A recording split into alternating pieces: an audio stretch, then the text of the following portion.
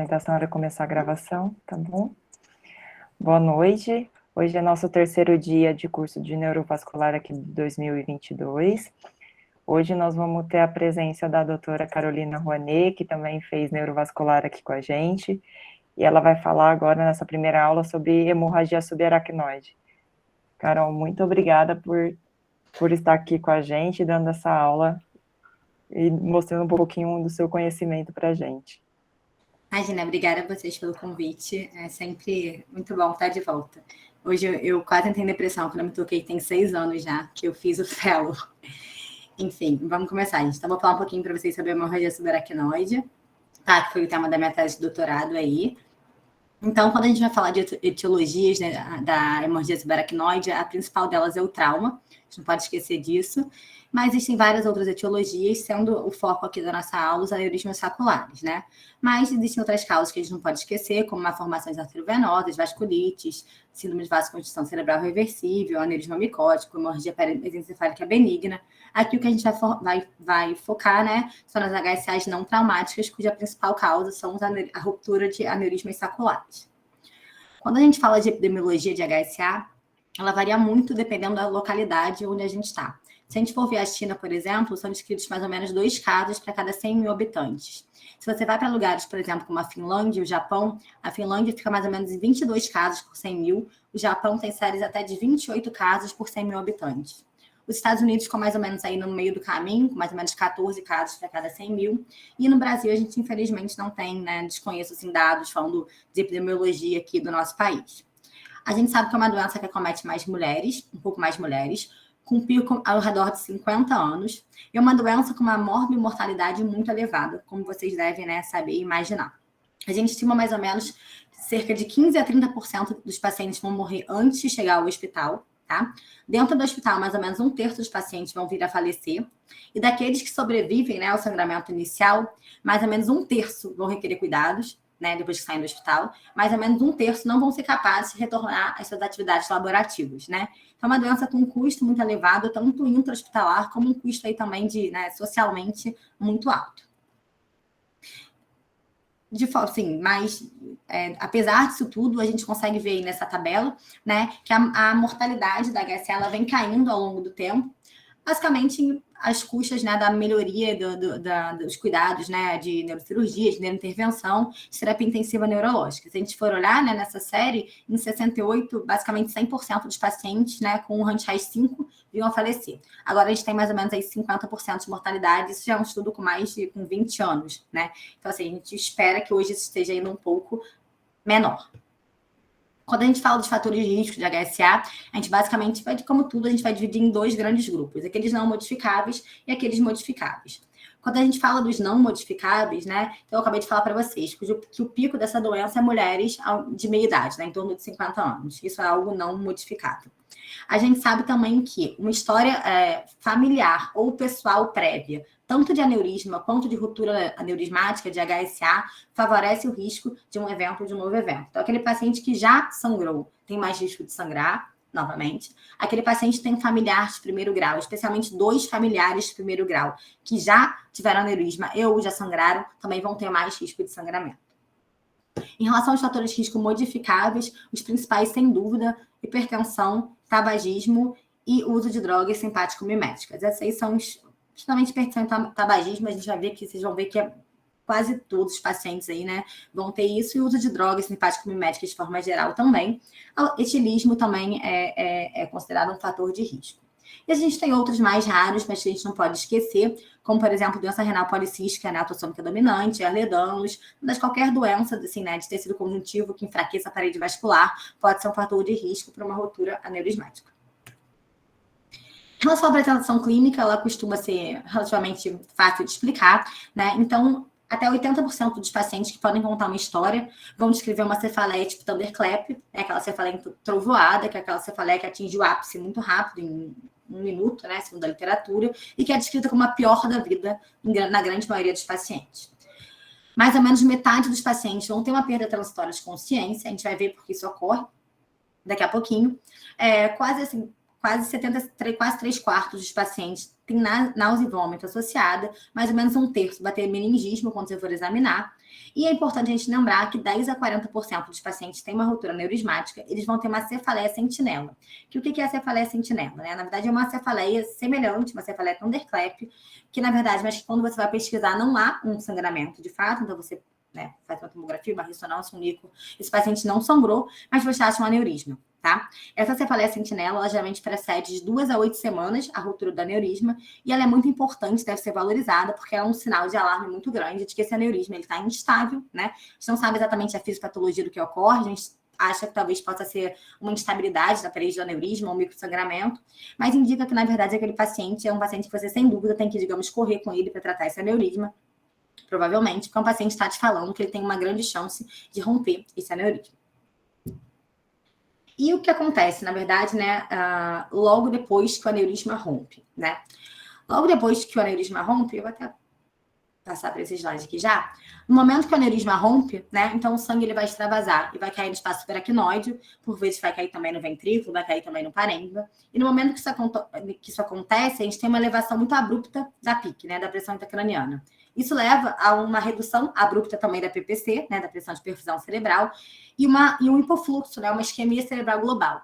Isso, na verdade, é um mecanismo postulado, né, para aquela perda de consciência que eu falei para vocês que praticamente 50% dos pacientes vão ter na hora da ruptura neurismática. Alguns vão recobrar consciência, porque isso depois, né, se resolve, digamos assim, outros vão permanecer, né, em coma ou rebaixados. Né? E no momento que isso acontece, no momento que ocorre esse fenômeno todo da ruptura neurismática, do extravasamento de sangue, gente, a gente vai começar uma série de mecanismos ali, né, microscópicos, digamos assim, que é o que a gente vai chamar de injúria cerebral aguda, né? Em inglês, nos artigos, também chamamos de Early Brain Injury, né? EBI. Na verdade, isso é o que acontece, são os mecanismos fisiopatológicos que acontecem no momento que a aneurisma rompem e vão durar, por definição, por até 72 horas após a ruptura neurismática. Então, vão ser alterações de endotelina, dióxido nítrico, quebra de barreira, alteração de necrose, apoptose, liberação de citocinas inflamatórias, né?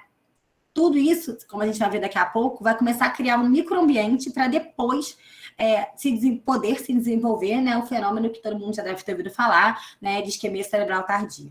Né? Mas então, assim, esse fenômeno inicial a gente chama agora, a gente divide do momento que o aneurisma rompe até os primeiros 3 dias pós-ruptura, tá? E isso vai criar aquele microambiente para depois poder ocorrer, né, em alguns casos, a isquemia cerebral tardia.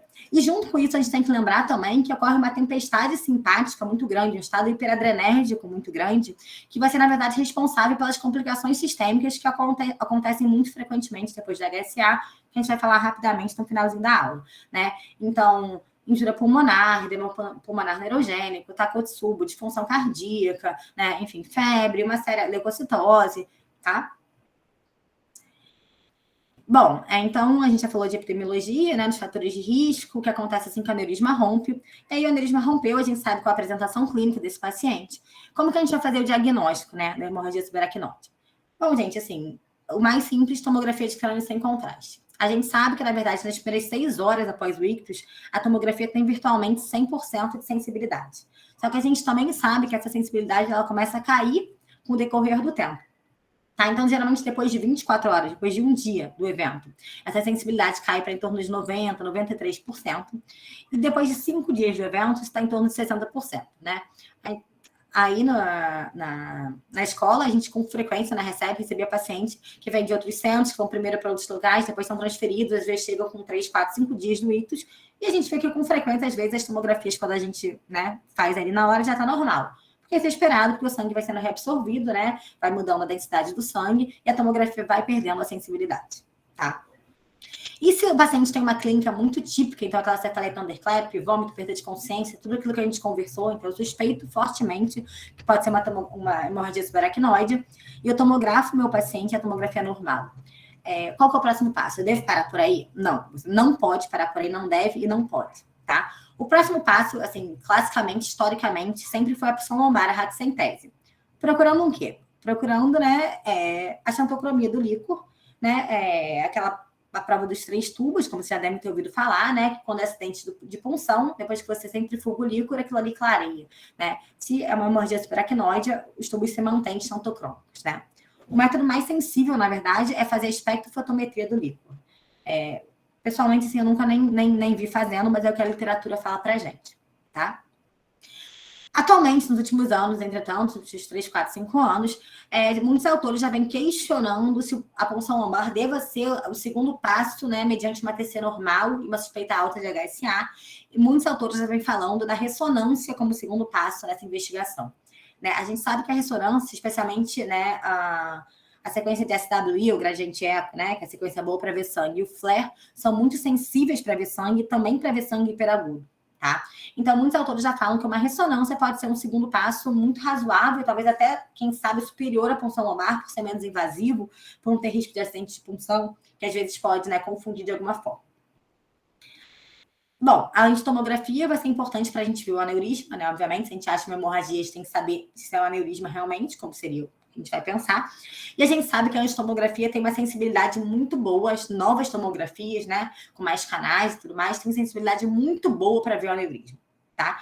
Então, para aqueles aneurismas menores do que 3 milímetros, a tomografia ainda tem uma sensibilidade um pouco pior. Mas para aqueles maiores ou iguais a 3 milímetros, a sensibilidade é muito boa e, geralmente, cada vez mais, a gente vem usando a angiotomografia para guiar o tratamento na maior parte dos casos. Não só para diagnosticar, como também para guiar tratamento na grande maioria dos casos.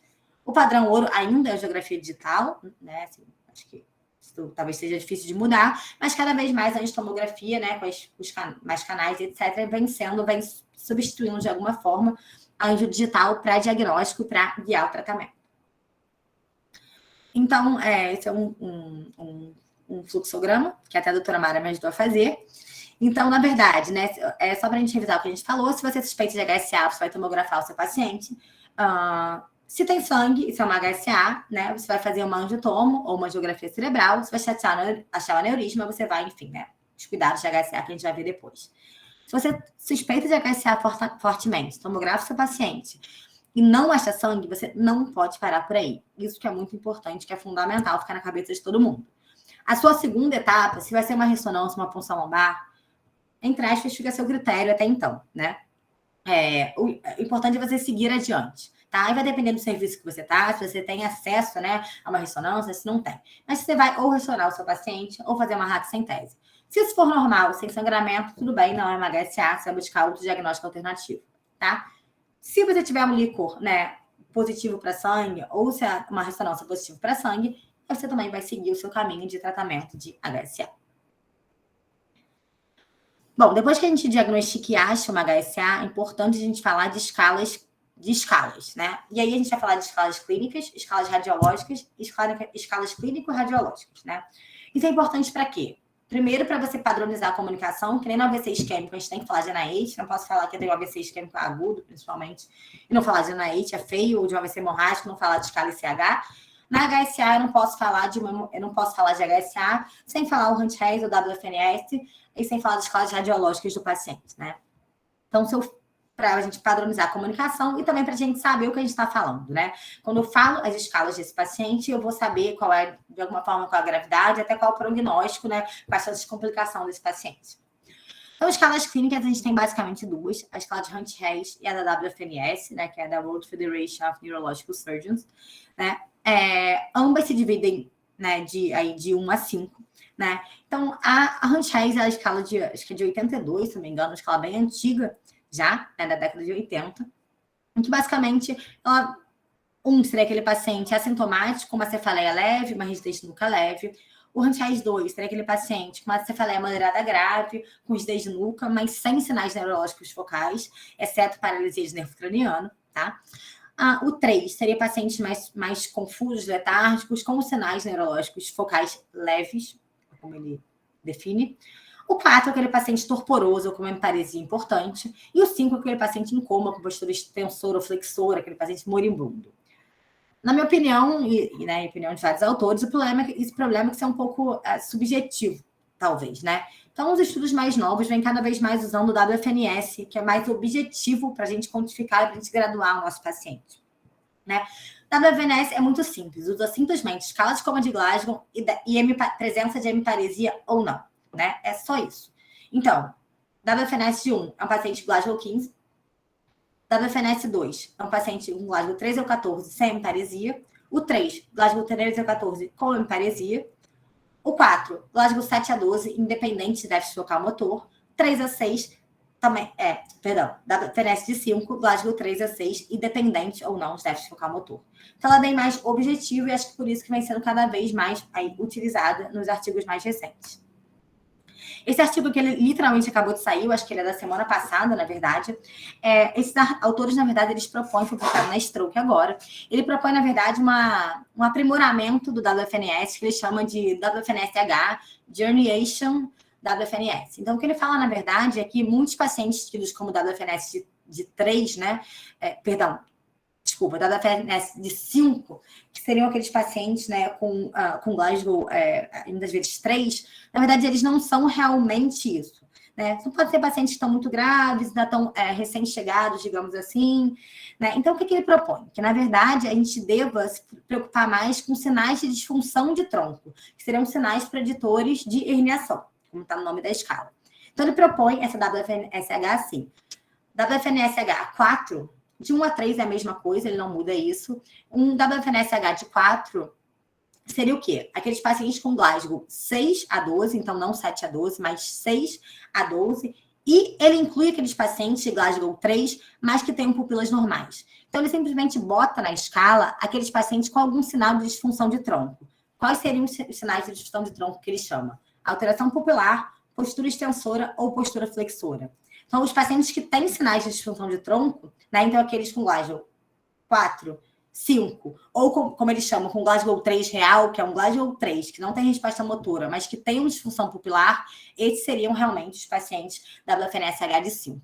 E ele mostra no artigo dele que, segundo nessa proposta de nova classificação, você aumenta o valor preditivo positivo e você aumenta a especificidade para a escala de ranking modificada em 3 meses e também para a mortalidade em 3 meses desses pacientes. Tá? Então, isso é uma coisa assim, saída agora, é uma coisa nova, mas eu achei interessante que ele fala que realmente a gente tem que se preocupar mais, talvez, com sinais de disfunção de tronco encefálico, né, do que só com Glasgow em si. Em relação às escalas radiológicas, né, a gente tem 2 escalas. A escala de Fisher, que é a tradicional, como a gente já vai ver, e a escala de Fisher modificada. As escalas radiológicas, na verdade, elas visam predizer o risco de isquemia cerebral tardia. Tá? Então, o grande papel da escala radiológica é isso. O risco que aquele paciente tem de desenvolver DCI nos próximos dias. Né?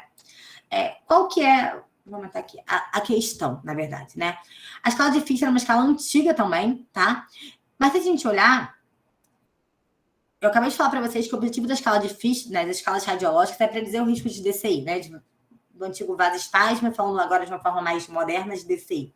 Se a gente olhar aqui, por exemplo, esse aqui é o Fisher original. O Fisher original de 3, ele tem mais risco de fazer DCI, de fazer isquemia cerebral tardia, do que o Fisher de 4. Isso incomoda um pouco, porque é intuitivo que um tem menos que o 2, tem menos que o 3, que tem menos que o 4. A partir disso, se propõe uma revisão da escala de Fisher e surge a escala de Fisher modificada. Tá? Vamos falar de cada uma agora. Então, a escala de Fisher original chama de Fisher 0, aquele paciente que não tem alteração na tomografia, então é o paciente que você diagnostica por raxentese. Fisher 1, perdão, ele não tem 0, desculpa. 1 é aquele paciente que, na verdade, você tomografa e não tem sangue subaracnoide intraventricular, é aquele que você diagnostica por raxentese, por ressonância. O 2 é aquele paciente com sangue fino e difuso. Ele até fala na espessura de 1 milímetro, porque isso é na época ainda de tomografia de papel, tá? O 3 é aquele paciente com sangue espesso. E o 4, na verdade, é aquele paciente que tem hemorragia intraventricular, né, que tem hemoventrículo, ou que tem hematoma intraparênquimatoso. Quando eles propõem a modificação, né, eles revisam essa escala de Fisher e criam a escala de Fisher modificada, eles veem, na verdade, que o que confere risco adicional de isquemia cerebral tardia não é a presença, por exemplo, de hematoma intraparênquimatoso. Isso não teve significado estatístico. O que, na verdade, aumenta o risco de DCI é a presença de sangue espesso, né, de sangue subaracnoide espesso, e a presença de hemoventrículo bilateral. E aí surge a nova escala de Fisher, em que, na verdade, Fisher é modificado de 0. É aquele paciente sem sangue na tomografia, que você vai diagnosticar por outros métodos. 1 é aquele paciente com pouco sangue, sem hemoventrículo. 2, pouco sangue com hemoventrículo, e aí que fique claro, quando a gente fala de hemoventrículo aqui, a gente está falando de sangue em ambos os ventrículos laterais, tá? Então, ele é bem claro no artigo. Então, sangue no terceiro, sangue no quarto, sangue em um ventrículo não entra, é sangue em ambos os ventrículos laterais. Isso é um erro bem comum nas pessoas quando vão classificar o Fischer modificado. Fischer modificado de 3, aquele paciente com hemorragia subaracnoide difusa, espessa, mas sem hemorragia intraventricular. E o 4, sangue espesso difuso com hemoventrículo bilateral. E quando a gente coloca dessa forma, a gente vê que o risco de vasospasmo, de isquemia cerebral tardia, ele é adicional. Quanto maior o Fischer modificado, maior o risco de isquemia cerebral tardia. E é importante, viu, Carol e pessoal? Aí, é só para pontuar que o sangue espesso é acima de 1 milímetro. Então, isso é bem fácil de acontecer, viu, gente? 1 milímetro é muito pouquinho, né? Então, assim, menos de 1 milímetro é aquela hiperdensidade bem tênue mesmo, né? Qualquer HSA um pouco maior já passa disso aí, né? Com certeza. E é muito comum, né, doutora, as pessoas também verem sangue no terceiro, no quarto, falar que é um Fischer 3, né? Assim, modificado de 3 ou que é um Fischer 4 antigo. Não é. Assim, eu direto corrijo residente na neurocirurgia lá no fundão, corrijo meus residentes, porque é um erro muito, muito frequente. Então Não é. tem que ser nos dois polos, nos ventrículos laterais mesmo, né? Isso, é em ambos os ventrículos laterais. E outra coisa também, que isso é para ser graduado de acordo com a primeira tomografia do paciente, né? Porque depois o sangue recircula. Tá bom. Ok. Então, aqui é uma foto até do artigo, né, mostrando, né, o que seria um Fischer 1, 2, 3 e 4.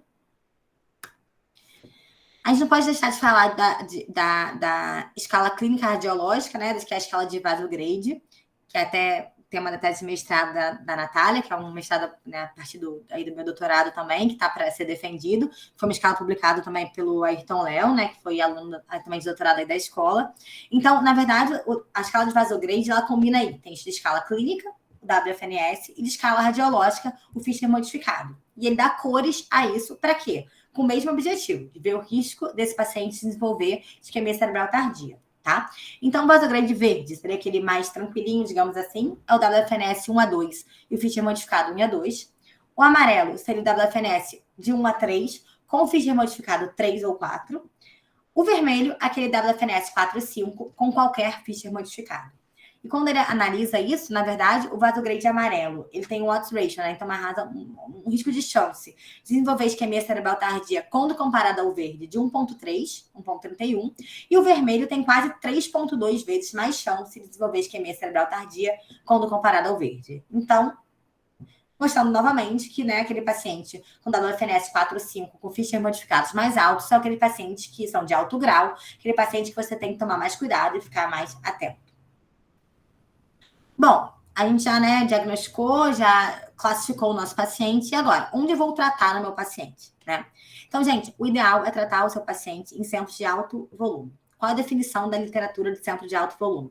Pelo menos 35 hemorragias subaracnoides por ano, sendo 60 por ano o ideal, tá? Por quê? Porque a gente sabe que a mortalidade, a literatura mostra pra gente que a mortalidade ela é inversamente proporcional ao número de doentes tratados. Tem estudos mostrando que tem quase 25% de redução de mortalidade por ano para cada 100 doentes tratados. Tá? Então, quanto mais você trata um doente, mais aquele centro da expertise, né, para tratar, e menos o doente vai morrer. Então, esse artigo que eu achei ele bem legal, ele mostra isso, né? Isso aqui é o número de casos de HSA, o volume de casos de HSA no hospital, aqui é a mortalidade. A gente vê claramente que quanto mais casos tratados, menor a mortalidade, quanto menos casos tratados, maior a mortalidade. E aí, né, na escola, né, nos 2 anos que eu analisei da minha tese, a gente teve 98 pacientes em 2 anos, né, com HSA, então praticamente 50 por ano, então a gente é considerado, por exemplo, um centro de alto volume. Depois disso, o que eu tenho que fazer?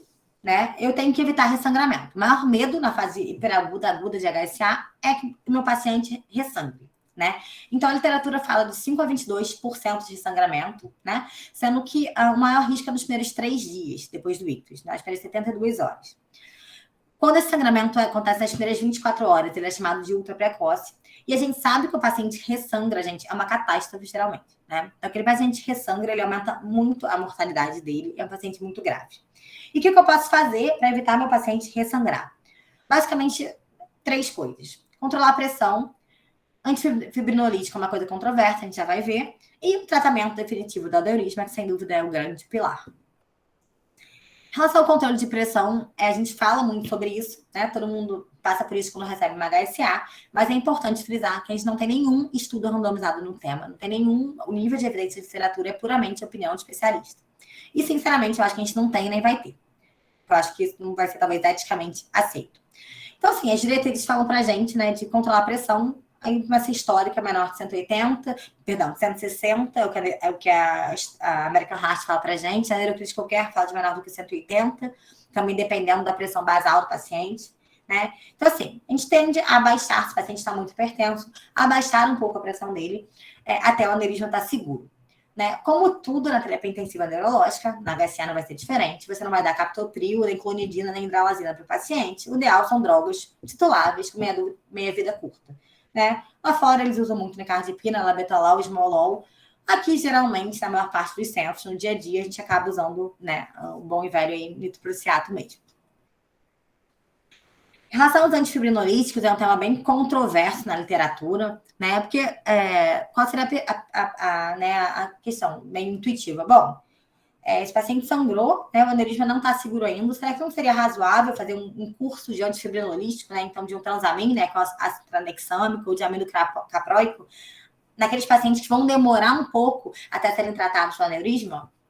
Isso foi muito discutido na literatura, né? E a gente tinha revisões da Cochrane, revisões sistemáticas, mostrando que talvez fosse interessante, sim, talvez esses pacientes sangrassem menos.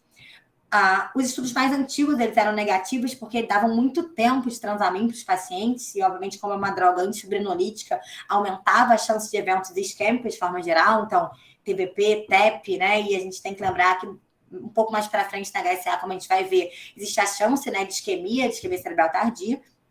Mas a gente começou a reduzir o tempo aí, né, de antifibrinolítico para talvez no máximo 72 horas pós-ictus, né? Então, só na fase mesmo hiperaguda.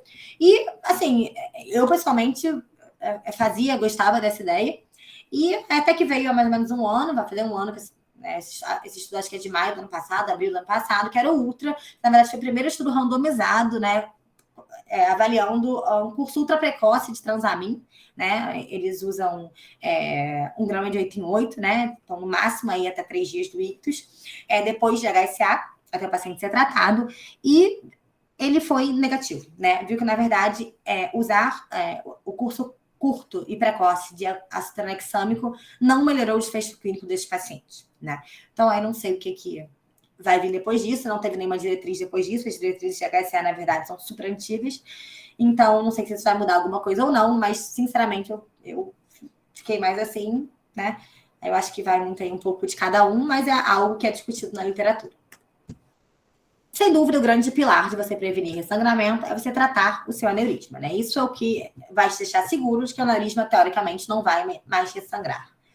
Talvez uma primeira discussão seja se isso deva ser precoce ou ultra precoce. Precoce na literatura em até 72 horas, ultra precoce nas primeiras 24 horas. Na prática seria o quê? Bom, se eu estou de plantão, eu recebo uma HSA 1 da manhã, eu preciso ligar para o cara da radiointervenção ou para o cara da neurocirurgia para ele ir 3 da manhã no hospital tratar o meu aneurisma, né? Ou eu posso esperar até o dia seguinte, né? Assim, de dia, né? Enfim, para fazer isso. De forma geral, né? A gente tem pouco estudo disso, mas eu botei um aí só para ilustrar. De forma geral, a gente sabe que parece razoável você tratar de forma precoce, assim que possível, não há para enrolar, mas que não há necessidade, digamos, de uma emergência, de um desespero em você tratar o seu paciente, né? A gente tem que lembrar que, né, 3 horas da manhã, por exemplo, eu prefiro, se eu estou de plantão e recebo o paciente com HSA, eu prefiro pedir para a pessoa ir de manhã cedo do que alguém entrar em sala 3:30 da manhã, 4 horas da manhã. Né? Então, isso parece ser razoável. A literatura parece, né, apoiar essa ideia. E aí, né, entra a grande questão, a grande discussão, pelo menos na minha época, de toda quarta-feira, né, das reuniões de quarta, e que na verdade acontece, acho que em todo canto, que às vezes o paciente vai ser clipado, né, via neurocirurgia, ou ele vai ser embolizado via endovascular. Se a gente vai falar de literatura robusta né, falando sobre isso, a gente tem basicamente 2 grandes estudos que avaliaram isso, né? Estudos grandes controlados, randomizados, né? Estudos controlados grandes. Um é o ISAT, né? Que teve um follow-up de até 18 anos. Os dois são um pouco antigos. O outro é o BRAT, que teve um follow-up de até 5 anos, tá? Então, basicamente, eles compararam, né? Eles seguiram o paciente, clip versus coil, e viram o que acontecia. Esse, como eu falei, o ISAT, até 18 anos de follow-up, e o outro até 5 anos de follow-up. Gente, o que a gente sabe? Que, de forma geral, né, na literatura, parece que para aqueles aneurismas que são factíveis de serem tratados das duas formas, eu já vou falar um pouco melhor sobre isso, talvez tanto faça, né? Aquele paciente, aquele aneurisma pequeno, com uma boa anatomia, um colo pequeno, de circulação anterior, talvez você possa, dependendo do seu serviço, dependendo de onde você esteja, embolizar ou clipar. Isso parece não fazer muita diferença no desfecho do paciente a longo prazo, né? Uma preocupação que se tinha no passado, em técnicas mais antigas, né? Claramente, era que aquele paciente que era embolizado podia refazer esse aneurisma, né? Tudo mais. Isso a gente está vendo que não é mais bem assim. Esses estudos que seguiram os pacientes por muito tempo viram que é mais fácil os pacientes falecerem de outra coisa no futuro do que de uma nova HSA. Então, a chance de recidiva foi muito baixa, né? Então, a gente sabe que, de linhas gerais, talvez tanto faça, segundo a literatura, você embolizar ou clipar para aqueles factíveis para ambos os meios de tratamento, tá? O Barrow mostrou mais ou menos a mesma coisa. Para a gente, foi um segmento de 6 anos, desculpa, achei que era de 5 anos. Mas vale a gente ressaltar que quando a gente fala de aneurismas de circulação posterior, isso muda um pouco.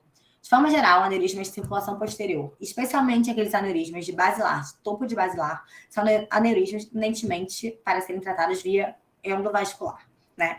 A gente sabe que cada vez mais, né, a endovascular é muito menos invasiva, a recuperação do tempo de UTI é muito menor. Geralmente é um paciente que interna, fica 12, 24 horas na UTI e vai embora depois, muitas vezes, né, assim, em relação a isso.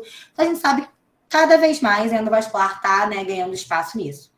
Por sua vez, em alguns casos, a gente tem que avaliar tratamento neurocirúrgico, por exemplo, pacientes que têm hematomas grandes, pacientes com aneurismas cerebral médios, aneurismas bem de fácil acesso para neurocirurgia, pacientes que vão precisar drenar, por exemplo, ou vão precisar drenar um hematoma grande, né, que tem efeito de massa, ou traquetomizar. Talvez esses pacientes já estão ali, possam, né, ser levados, possam ser tratados cirurgicamente. Pacientes com vasoespasmo são pacientes que tipicamente tendem a ser mais tratados por via vascular. Então, assim, a mensagem é essa. Se o aneurisma é bom para ambos os métodos, talvez tanto faça, pelo que a gente tem na literatura, né?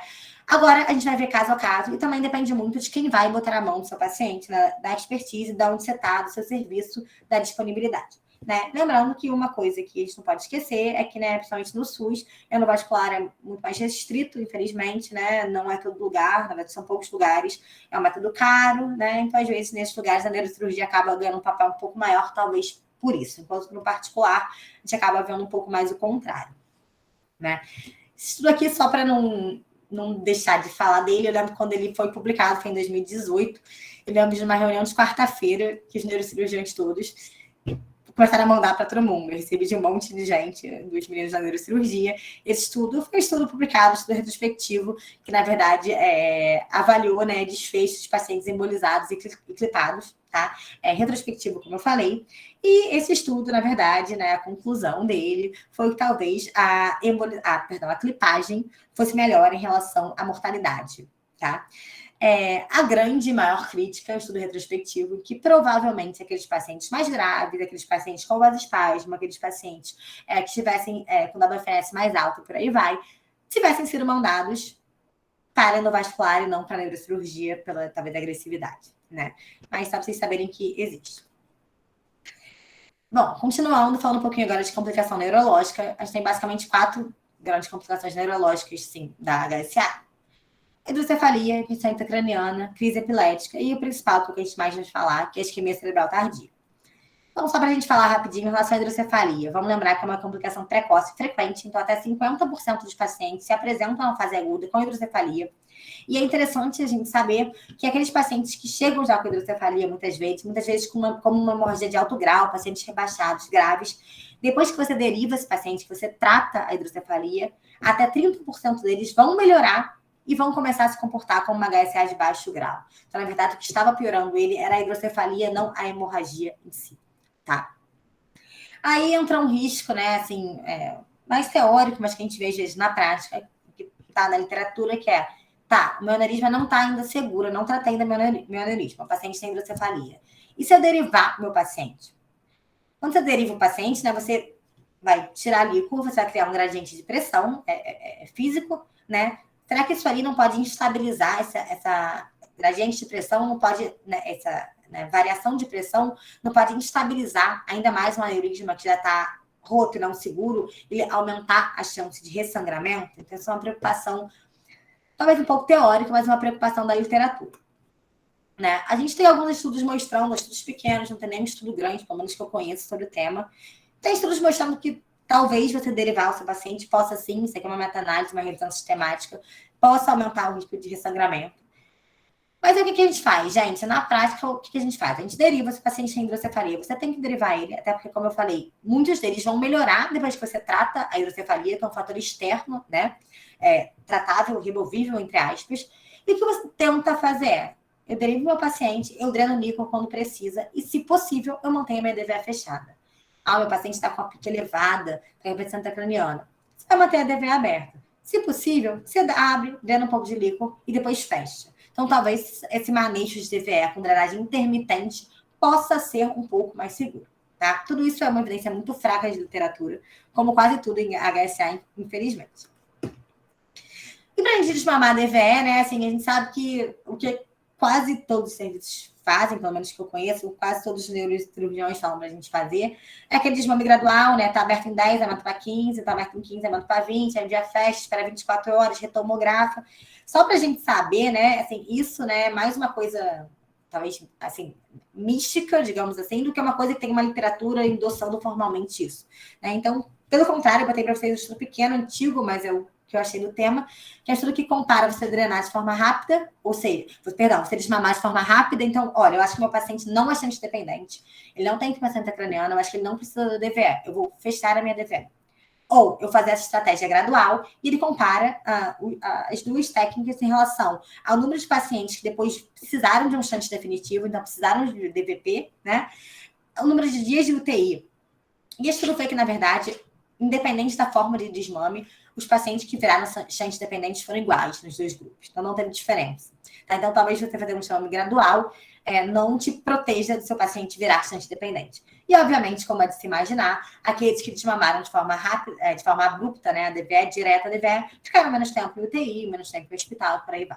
Então, só estou falando para vocês que, assim, às vezes a gente pode questionar ou discordar dessa forma de desmame, porque é algo que não é estabelecido na literatura, é bastante nebuloso. Em relação à crise, né? Só falando rapidinho.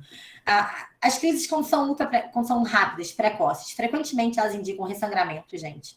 Tá? A literatura é bem ampla em relação à frequência de crises, então fica entre 6% e 26%, né, de pacientes que têm crises. Né? Aí entra um tópico que, né, se separa bastante do nosso dia a dia, que é a profilaxia de crise. Isso é muito controverso, gente, na verdade, também na literatura, como tudo. Porque a gente sabe, ferritoína, né, que é, principalmente aqui no Brasil, é o que, de forma geral, a gente acaba tendo acesso. A gente tem estudos mostrando que ferritoína aumenta vasoespasmo, aumenta risco de infarto, piora o desfecho cognitivo nos pacientes. Levetiracetam, né, a quebra, parece ser uma boa alternativa, né, ainda um pouco mais recente. E a literatura ela meio que ela é controversa em relação ao que fazer. De forma geral, o que parece aceitável, que talvez a grande maioria, né, assim, dos serviços faça, é um curso curto de antiepilético, até o aneurisma estar seguro, até você clipar ou embolizar o aneurisma, ou talvez por 7 dias, assim, no máximo. Né? Não tem sentido você manter esse paciente em uso constante de antiepilético por mais tempo, a não ser que ele tenha convulsionado, que é outra história, claro. Tá? Mas também, assim, o que nosso grande medo é, se aquele paciente faz uma crise, que é uma descarga granérgica, né, absurda, o medo dele ressangrar, caso ele não esteja com o aneurisma ainda protegido. Depois que ele está com o aneurisma protegido, historicamente não vai acontecer. Né? Então, por isso, essa ideia de talvez fazer um curso curto até o aneurisma estar protegido ou só manter nos primeiros dias. Bom, agora a gente vai chegar na isquemia cerebral tardia, né? Que talvez a principal complicação da HSA, na minha opinião, sem dúvida, suspeita para falar, mas sem dúvida a mais interessante, fascinante. Então, o que é isquemia cerebral tardia, gente? A isquemia cerebral tardia é um conceito de 2010, então relativamente recente, que fala que é o quê? É a ocorrência de sinal neurológico focal novo ou uma redução de pelo menos 2 pontos na escala de coma de Glasgow, que dure por pelo menos 1 hora, não ocorra imediatamente depois do procedimento de tratar o aneurisma. Então, aquele paciente que vai embolizar o aneurisma e volta hemiplégico, isso não é uma isquemia cerebral tardia, isso é uma complicação do procedimento. E que não possa ser atribuído a outras causas. O que são outras causas? Crise convulsiva, distúrbio eletrolítico, hidrocefalia, o que quer que seja. Então, na verdade, é um diagnóstico de exclusão. Tá? Então, aquele paciente que rebaixa, né? Então, perde ponto no Glasgow, ou faz um sinal neurológico focal novo, que dure por um tempo, que não tenha uma outra causa, né? Outra que você identifique, e que não ocorra de forma temporalmente ligada ao procedimento de tratamento da aneurisma. Tá? Essa definição eu copiei de 2010, do artigo em que, na verdade, o consenso que definiu o que é isquemia cerebral tardia. E qual é a fisiopatologia da isquemia cerebral tardia, né? Então, quando o aneurisma rompe, o sangue cai no espaço subaracnoide, no ventrículo, no parênquima, a gente vai começar a ter degradação, a liberação, né, de produtos de degradação da hemoglobina. E lembra que eu falei para vocês? A gente vai começar a ter uma série de alterações, né, microscópicas, né, uma série de alterações que vão criar um microambiente muito propício.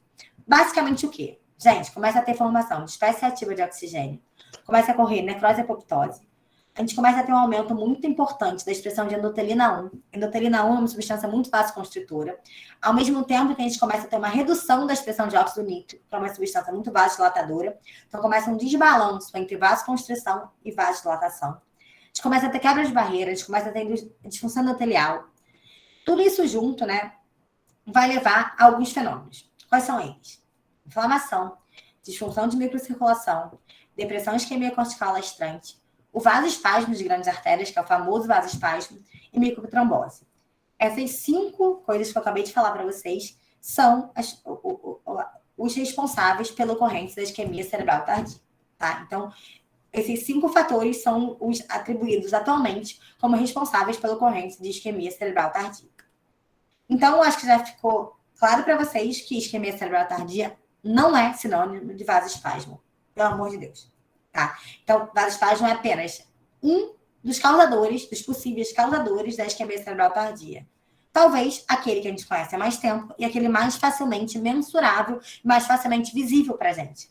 Que, infelizmente, até agora não tem como olhar para o paciente e falar: esse paciente tem microtrombose, esse paciente está com depressão isquemia cortical alastrante, esse paciente está inflamado, né, no microambiente ali cerebral vascular dele.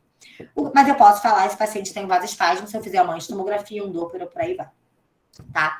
E os números mostram isso pra gente, né? 70% mais ou menos dos pacientes com HSA vão ter vasoespasmo, enquanto só cerca de 20 a 30% vão ter isquemia cerebral tardia.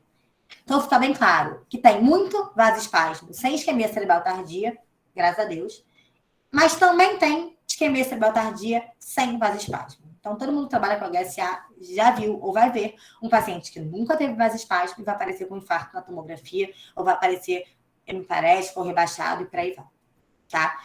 Quando a gente fala de vasoespasmo, esse mesmo consenso de 2010, ele é bem claro. Se limite a usar vasoespasmo para um termo de método de imagem, tá? Então, ele é um fenômeno diagnosticado por método de imagem complementar. Angiorressonância, angiografia, angio-TC, Doppler, o que quer que seja, tá? A gente sabe que ele acontece basicamente no 3º ou 14º dia, né? E depois, o pico ali geralmente fica entre o 7º e o 10º dia. Vou pular isso aqui. Bom, e como é que eu identifico e monitorizo a isquemia cerebral tardia, gente? Naquele paciente com HSA de baixo grau, naquele doente que está acordado, é muito fácil, é muito simples. Eu vou examinar o paciente, é simples assim. Não tem nenhum método complementar que substitua o exame neurológico nesse caso. Então, o paciente que eu vou acordar, ele pode ter os eixos, né, que vão fazer Doppler, que vão aprender, fazem, enfim. Ele pode ter 200 velocidades na cerebral média. Se ele está acordado, conversando com você, não está em parético, não está fácil, por aí vai, o que eu vou fazer para ele? Olhar com cuidado, com cautela, ficar do lado dele. Mas eu não vou fazer, assim, virtualmente, nada, digamos assim. Tá? Esse paciente não tem isquemia cerebral tardia. Ele pode ter vasoespasmo, mas ele não tem isquemia cerebral tardia. Qual que é o nosso problema, o nosso desafio, que realmente é um grande desafio? Aquele paciente com HSA de alto grau, então que já chega para mim num Glasgow de 3, de 4. Aquele paciente que está sedado porque tem hipertensão intracraniana, tem status, tem SARA, está ventilando mal, não importa. Esse paciente é muito difícil você identificar um déficit focal ou uma piora no nível de consciência. Ele já está tão ruim, ou já está sedado, como é que eu vou saber que ele piorou um pouco mais? É difícil.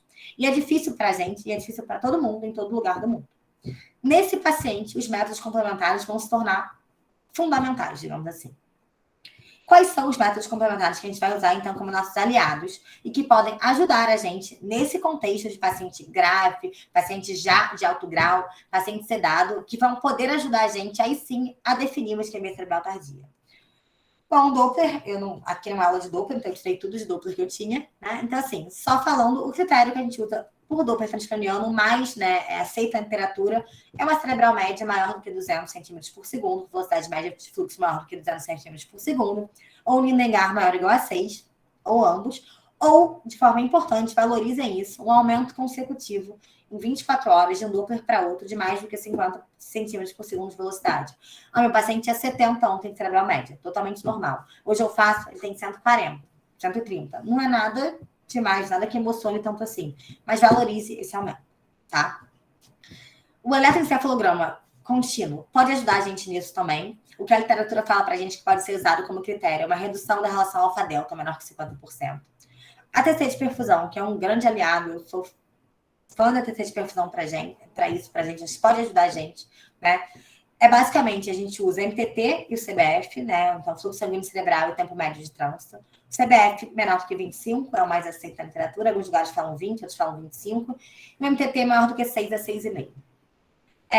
PTIO2 microdiálise são técnicas mais avançadas, né? Mas que a gente tem acesso, né? Que é monitor de perfusão tecidual de oxigênio. Microdiálise, a gente considera um PTIO2 menor que 20, alguns lugares falam menor que 15. E na microdiálise, uma relação lactato-piruvado maior que 40, ou nível de glicose maior do que 20. Tá? Então, nesses pacientes graves, sedados, entubados, esses sim, você vai olhar para o método complementar. De preferência, se você puder ter dois, um Doppler e uma soma de perfusão, por exemplo, a gente tenta aliar os dois métodos. E nesse paciente é muito difícil diagnosticar isquemia cerebral tardia. É difícil saber, eu só tenho um vasospasmo, eu tenho isquemia cerebral tardia. E é difícil para todo mundo. E como que eu posso, a gente já está perto do fim, como que eu posso, prevenir isquemia cerebral tardia? Gente, a única droga aprovada até hoje é nifedipino, 60mg, de 4 em 4 horas, desde o ictus por 3 semanas. O estudo da nifedipino é um estudo de 88, um estudo de 30 e poucos anos de idade. E até hoje, nada mudou em relação a isso, tá? E é interessante a gente ver, porque desde o estudo da nifedipino, se a gente olhar, nesse estudo, os pacientes, eles melhoraram o desfecho funcional, mas eles não melhoraram o espasmo angiográfico. Então, os pacientes que usaram nifedipina foram melhor em termos de funcionalidade, tá? Em acho que 3 meses, mas não tiveram menos vasoespasmo. Então, talvez desde essa época já está mostrando pra gente que vasoespasmo e DCI não é a mesma coisa, tá? E o que a gente sempre fica de olho é a volemia, né? Então, controlar o balanço hídrico do seu paciente. Parece bobeira, mas é muito importante. Talvez é as duas coisas que você pode fazer. Então, esse paciente não pode, né, ficar negativo em 1.000 ml, em 2.000 ml. Esse paciente tem que olhar com carinho e cuidado o que entra e o que sai, ou PVC, o que seja lá que você esteja usando para monitorizar o seu paciente. Mas também que fique claro que hipervolemia, ela é contraindicada e é deletéria, e a literatura já é bem clara em relação a isso. Eu não quero deixar meu paciente encharcado hipervolêmico. Eu quero deixar ele normovolêmico, mas eu quero evitar hipovolemia também. Isso aqui é só para ver a tentativa de coisas que já tentaram ser feitas para prevenção de DCI. Nada foi positivo, nada mudou o desfecho. Algumas drogas melhoraram espasmo angiográfico, mas desfecho, até agora, hoje, 2022, nada foi aprovado mais. E se eu diagnostico meu DCI, né? Eu já sei como a gente já viu como previne, pouca coisa, infelizmente. Se eu diagnostico, como é que eu vou tratar? Bom, primeiro passo, né, básico, otimização volêmica. Então, se o meu paciente negativou de ontem para hoje 2 litros, eu vou correr atrás do volume para ele, que é possível dele estar, né, mais para hipovolêmico, e eu possa fazer um bolo de solução salina para ele, isso melhorar. Mas, basicamente, a gente vai ter 3 pilares. Indução de hipertensão, droga inotrópica, né, que é a otimização, na verdade, de débito cardíaco, e terapia intraarterial. Em relação à indução de hipertensão, gente, por que eu induzo hipertensão no meu paciente com isquemia cerebral tardia? Qual que é o racional? Um paciente com isquemia cerebral tardia, eu imagino que ele tem uma autorregulação cerebral que não está boa, que não está funcionando bem, né? É uma vasculatura cerebral, né? Um cérebro em crise, digamos assim. Se eu aumento a PAM desse paciente, eu vou melhorar a PPC desse paciente. Com isso, eu vou aumentar, ou pelo menos manter, o fluxo sanguíneo cerebral naqueles leitos de maior resistência, e eu vou recrutar, eu vou ativar a circulação colateral. Com isso, eu imagino que eu vou aumentar a oxigenação e melhorar a isquemia desse paciente. Então, esse é o racional de você aumentar a pressão de uma pessoa com isquemia cerebral tardia. Como que a gente faz tipicamente? Aumento progressivo da pressão, em degrau, geralmente a gente vai de 20 em 20, guia mais pela pressão sistólica, geralmente, reavaliando periodicamente. Geralmente a gente chega a uma sistólica máxima de 200, 220 no máximo. Geralmente os intensivistas já ficam bem nervosos com a gente. Você também pode guiar pela média ou pela PPC, mas a gente geralmente guia mais pela sistólica. O paciente chegou no alvo X, melhorou, eu vou manter aquele alvo geralmente por 24 a 48 horas, depois vou tentar desmamar. Tá? Geralmente é isso que a gente faz. Novamente, isso é da nossa cabeça, digamos assim. Isso é basicamente opinião de especialista. E só para causar um pouquinho, eu trouxe esse artigo que também é super recente, acho que é da semana passada ou retrasada, da Neurocritical Care, que na verdade ele compara, é um estudo prospectivo e retrospectivo, ele é observacional, ele pega pacientes de 2010 a 2018, de 2014 a 2018 foi prospectivo, de 2010 a 2014 foi retrospectivo. E ele compara as duas estratégias de indução de hipertensão. Você simplesmente fazer uma indução imediata, ou seja, jogar o paciente para 180, 200 de cara, ou você aumentando desse jeito que eu falei, que é o que geralmente assim, é o que eu faço, pelo menos enquanto estava aí na Unifesp que a gente fazia, que é que os lugares todos que eu trabalho fazem, que é aumentando de pouquinho em pouquinho. E ele compara, né, isso. E o que ele vê, na verdade, é que, na verdade, você tanto faz, você não teve, independente do jeito que você induz a hipertensão do seu paciente, não mudou em relação à taxa de infartos relacionados à isquemia cerebral tardia vista na tomografia. Também não aumentou, não mudou o número de pacientes que precisaram de terapia intraarterial de resgate. Mas, de forma curiosa, também, você induzir de forma imediata, não aumentou o número de complicação sistêmica desse paciente. Tá? Então, só para a gente saber. Então, assim, mais ainda a gente não sabe nem como a gente tem que induzir hipertensão nesse paciente. Bom, esse aqui é o estudo Himalaya, que talvez você já tenha ouvido falar. Foi o único estudo que tentou ver de forma controlada e randomizada em relação a desfecho, você induzir hipertensão no paciente, na isquemia cerebral tardia. E esse estudo, infelizmente, ele foi interrompido precocemente com só 41 pacientes. Ele planejava 240 pacientes. Então, os cálculos estatísticos dele eram para 240 pacientes. Ele foi parado com 41 pacientes só, por recrutamento lento e também por talvez uma sinalização para a gente da possibilidade de ocorrência de efeitos adversos graves naqueles pacientes que induzem hipertensão. Eu friso muito, importante, entretanto, que você não pode tirar grandes conclusões desse estudo, porque é um estudo que foi parado com só, sei lá, 1/6 dos pacientes em que eles planejados para recrutar. Então, você não tem poder estatístico para tirar grandes conclusões. Talvez só um alerta para a gente, tá? E a diretriz fala pra gente o quê? A Neurocritical Care fala pra gente que os pacientes que tenham DCI devem ser submetidos a um trial de indução de hipertensão, tá? E, da mesma forma, a American Heart fala a mesma coisa, que a não ser que os pacientes já estejam de forma basal hipertensos, eu tenho que tentar induzir hipertensão nos meus pacientes com DCI. E aí, a gente chega no segundo pilar de terapia, que é a terapia inotrópica, né? Nosso último tema aqui da aula. Que é o quê? O que é inotropia, né? A gente aumentar o débito cardíaco. Então, é uma otimização de débito cardíaco no meu paciente. A gente tem duas opções aqui. Dobutamina, que é o mais, talvez, clássico, é o grande, né, inotrópico que a gente conhece. Mas tem o milrinone, gente. Que a gente sabe que o milrinone é o quê? É o inibidor da fosfodiesterase tipo 3. Então, é uma droga que, além de ser inotrópico, ela é vasodilatadora. Isso vira muito interessante no contexto em que a gente sabe que o vasospasmo, apesar de não ser o único causador da isquemia cerebral tardia, é um grande causador. Então, é muito interessante ter uma droga que esteja inotrópica positiva e também vasodilate meu paciente, tá? Então, nesse contexto, o milrinone vem cada vez mais ganhando espaço, né, para inotropia no tratamento de isquemia cerebral tardia. É importante lembrar que o milrinone tem só cerca de 50 minutos de meia-vida, então você tem que manter uma infusão contínua da droga, tá? Talvez o centro com maior experiência em tratar pacientes com DCI com milrinone é o Hospital de Montreal. É o Hospital de Montreal, né, o Centro Canadense, e a gente chama esse de protocolo de Montreal. É o protocolo que a gente usa na maior parte dos lugares, é o protocolo que é usado aí, que basicamente, né, a gente diagnosticou, né, DCI, acha que é isso mesmo, quer começar a tratar, faz um bolo de milrinone, né, é de 0,1, 0,2 miligramas por quilo. Depois disso, você começa uma infusão, que vai de 0,75 a 1,25 micrograma quilo minuto, né. Importante lembrar que o milrinone tem como principal efeito colateral hipotensão. Os pacientes, eles geralmente ficam hipotensos. E aí o que eles recomendam é você manter uma média de pelo menos 90.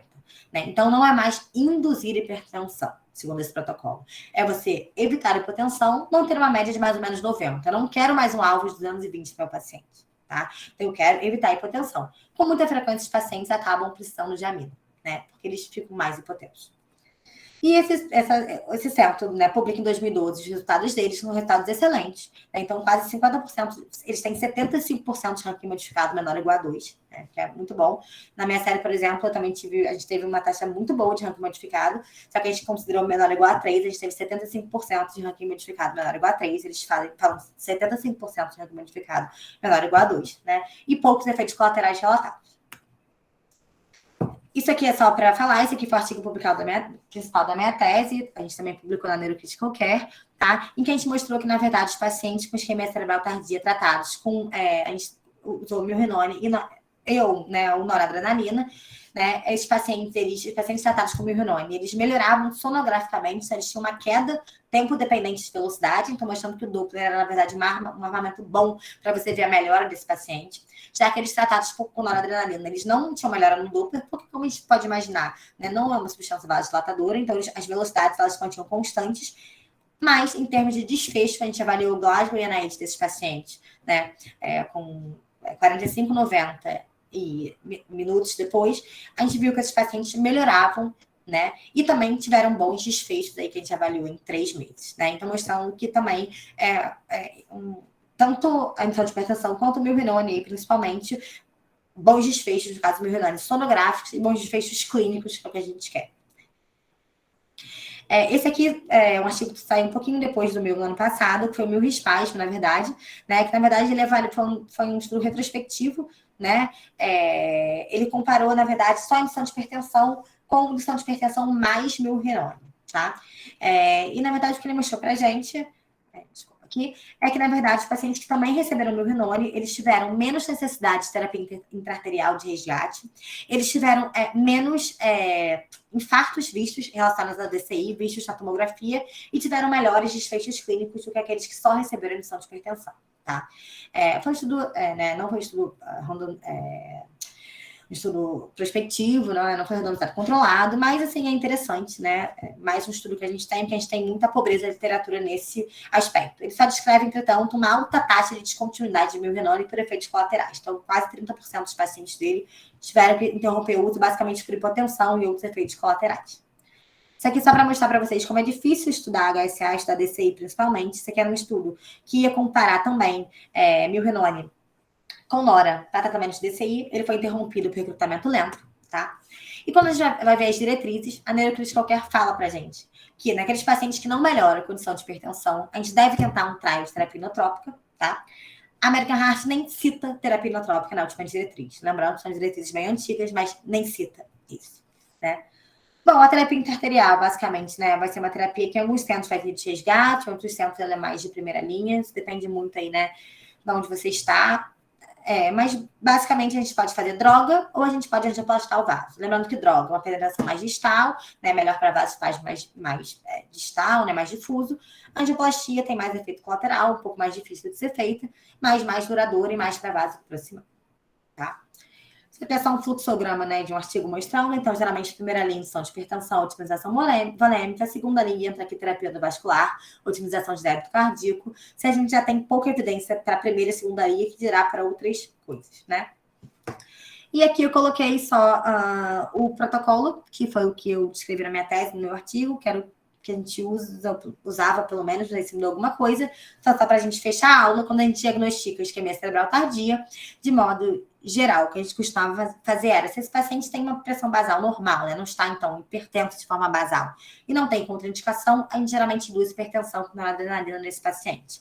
Né? Geralmente começa com alvo de 160 de sistólica, vai aumentando de 20 em 20 minutos, mais ou menos esperando 30 minutos em cada alvo, até reverter, né? Até ele ter algum efeito colateral, é claro que a gente vai parar, ou até uma sistólica máxima de 200, 220. Melhorou, deu tudo certo, mantém aquele alvo por 24 a 48 horas, não recidivou, vai começar a reduzir mais ou menos 25% da dose a cada 12 a 24 horas. Se o meu paciente não respondeu com a adição de hipertensão, ou se ele tem uma pressão basal já elevada, e esse paciente já está com 180 de sistólica por ele mesmo, sozinho. Ou se o paciente fez edema agudo ontem, tem Takotsubo, infartou ontem, eu não vou poder induzir hipertensão nesse paciente. Aí, a gente vai entrar com terapia inotrópica com milrinone. A gente segue o protocolo de Montreal, então aquele bolus inicial, seguido pela infusão. Começa a infusão com 0,75, vai aumentando de forma similar à nora, geralmente de 30 em 30 minutos, né? Até geralmente um máximo de 1,25 micrograma por minuto, ou até aquele paciente não tolerar por algum motivo, né? Lembrando que a gente se ligar que esse paciente vai fazer hipotensão com alguma frequência, e esse paciente com alguma frequência vai precisar de nora, né? Mas a gente não visa mais a indução de hipertensão, só manter aquela média em torno de 90. Melhorou, mantém a infusão por 48 horas, ficou tudo bem, vai começar o desname, geralmente 0,25 a cada 24 horas, mais ou menos, tá? Dependendo da disponibilidade, se o paciente não melhora, né, a gente geralmente vai mandar ele para a terapia intra-arterial. Aqui é só para a gente, último slide, as complicações sistêmicas da HSA, a gente não tem tempo de falar, mas são várias. Lembrar que é um paciente que ele, a HSA é uma doença não só neurológica, mas sistêmica, acho que por isso faz falta incrível. É um paciente que tem complicação pulmonar, complicação de água, de sódio, complicação cardíaca, paciente que faz disglicemia, um paciente que infecta, que faz febre, e por aí vai. Então, é isso que eu queria falar para vocês. Obrigada a todos, e se alguém tiver alguma dúvida, estou depois à disposição. Alguém tem alguma dúvida?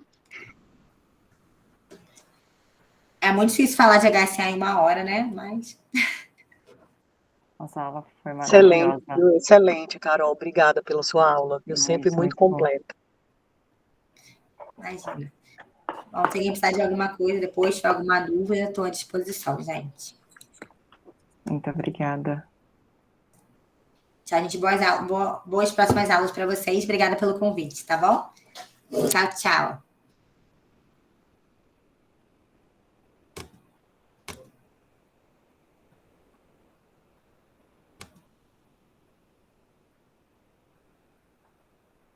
Gente, a próxima aula, o doutor já está entrando para a gente dar continuidade, tá bom?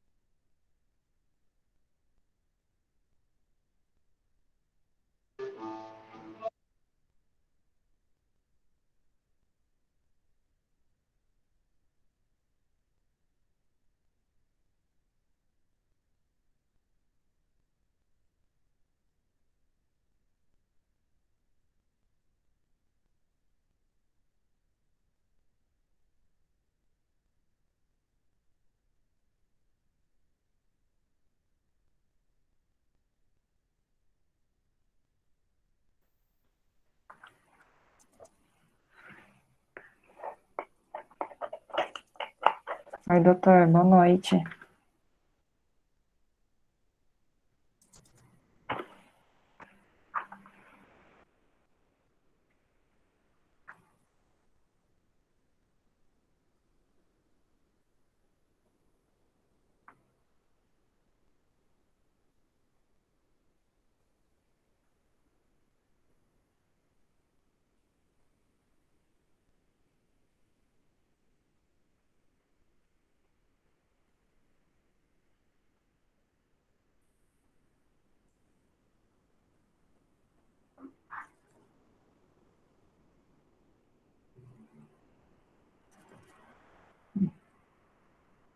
Boa noite. Nossa segunda aula desse terceiro dia do curso vai ser com o Dr. Raul Valente sobre hemorragia intracerebral.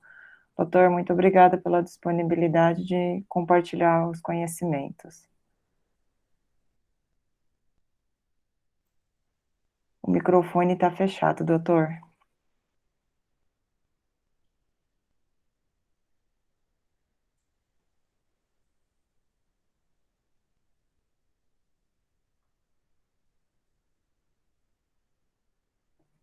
Abrir o microfone, doutor.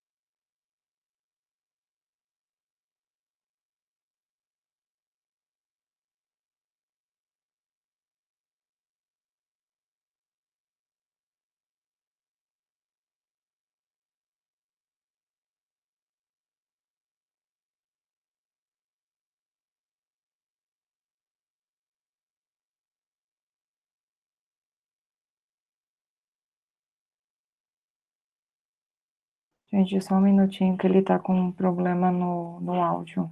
A gente vai tentar arrumar.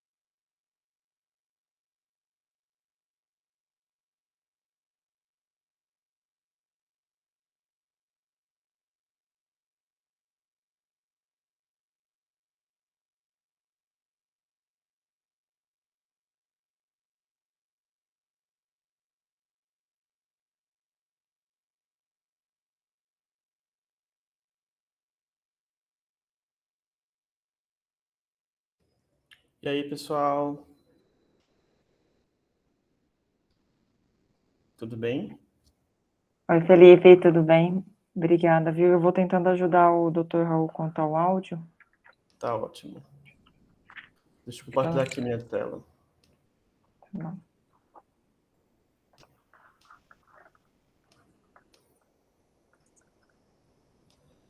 Bom, para quem não me conhece, muito prazer, meu nome é Felipe, eu sou neurologista, neurovascular, passo a vida com vocês na UTI da Neuro da Escola. E eu vou dar uma aula hoje que vocês vão ver pela formulação dela que ela devia ter sido dada segunda-feira no começo do curso. Só que eu não podia, gente, dar na segunda, então ficou para hoje. Quando vocês já viram várias etiologias para a gente poder conversar sobre como classifica etiologicamente um AVC isquêmico, né? Eu gosto dessa figura, é uma coisa meio noir, assim, meio detetivesca, porque parece muito com a abordagem que a gente faz do AVC isquêmico. E como esse detetive, a gente precisa usar as armas que a gente tem à disposição para achar o culpado pelo AVC. Em geral, a gente precisa trabalhar, também igual a detetive, num ambiente inóspito, perigoso, confuso e caótico, como a Nova York dos filmes noir. E, claro, né, qualquer semelhança com o pronto-socorro do Hospital São Paulo é uma mera coincidência, não tem nada a ver com isso, tá bom? Então, queria começar mostrando o crime para vocês, que é esse AVC isquêmico horrível de uma artéria cerebral média esquerda, que provavelmente vai deixar o nosso paciente gravemente incapacitado pelo tempo por vir, né? Mas, citando Sherlock Holmes, o crime é comum, a lógica é rara, então vamos usar, olha para a lógica e não para o crime que você consegue avançar. Então, essa é a arma do crime, né? A gente dessa vez conseguiu resgatar, mas nem sempre, um trombo dentro de um Incentro Retriever de um dos carros do Resilient quando eu estava coletando casos para o Resilient. Mesmo um trombo pode ser uma arma, qualquer coisa pode ser uma arma se você tentar muito, né? Tentar o suficiente, raro, né? Então, primeiro, para entender o que é a etiologia do AVC, a gente tem que tipificar esse crime, né? Tipificar o AVC, o que é um AVC, né? Tem uma definição antiga da OMS que fala que um AVC é um comprometimento, eu adoro essa definição assim, é um comprometimento neurológico focal, mas às vezes pode ser global. Ela coloca entre parênteses, né? De ocorrência súbita e duração de 24 horas ou causou a morte e uma provável origem vascular. Essa é uma péssima definição. Por quê? Porque não fala nada sobre a parte terapêutica, tratamento agudo, porque, lógico, naquele treino a gente nem falava sobre isso. Ela não inclui AITs, porque fala que é um déficit permanente, e não leva em conta, isso é o mais importante, técnicas avançadas de neuroimagem que surgiram desde a década de 70. Então, a gente teve que mudar esse tipo de crime, mudar a definição de AVC. E a gente usa hoje uma definição proposta pela AR em 2013, que fala que um AVC isquêmico é um episódio de disfunção neurológica causada por um infarto focal, espinal, cerebral ou retiniano. E o infarto do sistema nervoso central é uma morte celular que é atribuída à isquemia, baseada em estudos patológicos ou de imagem em uma distribuição vascular definitiva, ou com evidência clínica do sistema nervoso central, dando mais do que 24 horas sem outra causa atribuível. O que é que essa definição nos ajuda para expandir o entendimento de AVC? A gente coloca tanto na espinha, quanto na medula, tanto na medula, quanto no cérebro, quanto na retina, ajuda isso a estudos de imagem, desde que eles se coloquem-se numa distribuição vascular definitiva, mas também permite diagnosticar um AVC com imagem normal. A gente já viu lacunares pequenos que a gente sabe pela clínica que é um AVC, mas que não chegam a ter uma imagem definitiva mesmo em estudos avançados, tá bom? E aí, para o diagnóstico clínico, né, a gente tem que se perguntar 3 coisas. Primeiro, a origem dos sintomas é vascular ou é um mímico do AVC? Né? Eu lembro do primeiro plantão de R2, era um sábado, eu acho. Eu estava de plantão com R1, então era eu, né? E a Eva estava dando o primeiro plantão como chefe, né? Aí a cirurgia me chamou para ver um caso de um paciente que tinha desmaiado, batido a cabeça no chão e acordou plégico, né? Acordou plégico de um lado. E ele tinha um FA. A toma estava normal, aí eu cheguei lá, examinei ele super rápido, pontuei na ET alta, acho que ele pontuava 8, ele não mexia nada de um lado. Aí eu chamei a Eva, falei, Eva, a gente tem que trombolizar esse paciente, corre, né? A Eva chegou lá, olhou o paciente, aí pegou a mão dele em cima do rosto e soltou. E aí ele fez o sinal do pente clássico, assim, sabe? Aí a Eva, lógico, né? Pessoa muito humana, tem uma empatia muito grande, chegou perto do paciente e falou assim, aconteceu alguma coisa, tá tudo bem. Aí o paciente levantou as 2 mãos, jogou no rosto, falou, minha esposa me abandonou, minha vida é horrível. Lógico, com a cara no chão. E falei, meu Deus, meu primeira trombólise ia ser um mímico de AVC, mas acontece, né? Tem um trabalho, acho que da John Hopkins, que mostrou que na coorte deles, 1/4 dos trombolizados eram mímicos de AVC. Então, uma vez que você afastou mímicos e falou, é uma AVC mesmo, né? Você tem que pensar, qual que é a topografia da lesão? E qual o vaso que irriga essa área?